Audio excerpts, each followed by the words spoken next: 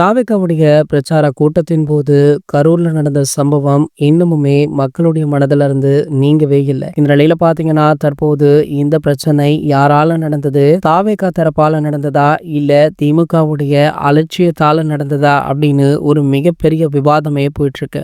இதனை வைத்து பல அரசியல் கட்சிகளுமே அவங்களுமே அரசியல் பண்ணிட்டு இருக்காங்க. இந்த நிலையில பாத்தீங்கன்னா, தற்போது தளபதி விஜய் அவர்களுடைய ஜனநாயகன் படத்துடைய அப்டேட் ஒன்று தள்ளி போனதாக தகவலுமே வெளியாச்சு. அதாவது ஜனநாயகன் திரைப்படத்துடைய முதல் சிங்கிள் ட்ராக் பாடல் 2 வாரத்திற்கு முன்னாடியே ரிலீஸ் ஆக வேண்டி இருந்தது. ஆனால் கரூர் சம்பவத்தால பாத்தீங்கன்னா அந்த அப்டேட் தள்ளி போச்சு. அதாவது அந்த அப்டேட் தீபாவளியில வெளியாக உள்ளதாக சொல்லப்பட்டது. அது வேற எதுவுமே இல்ல, இந்த படத்துடைய ஃபர்ஸ்ட் சிங்கிள் ட்ராக் பாடல் தான். அனிருத்தருடைய இசையில விஜய் சாருடைய வாய்ஸ்ல இந்த ஃபர்ஸ்ட் சிங்கிள் ட்ராக் பாடல் தீபாவளிக்கு வெளியாகும் அப்படின்னு முன்பே தகவல் எல்லாம் வெளியாச்சு. இந்த நிலையில பாத்தீங்கன்னா தீபாவளிக்குமே இந்த பாடல் வெளியாகுமா அப்படின்னு ஒரு பக்கம் சந்தேகம் இருந்தாலுமே கண்டிப்பாக தீபாவளிக்கு வெளியாக வாய்ப்பு இருப்பதாக தற்போது இருக்கிற சூழ்நிலைகளுமே சொல்லுது. அதாவது 2-3 வாரங்களாகவே தலைமறைவாக இருந்த தாவேகா கட்சியுடைய ஒரு சில நிர்வாகிகள் தற்போது வெளியில தலையை காட்ட ஆரம்பிச்சிருக்காங்க.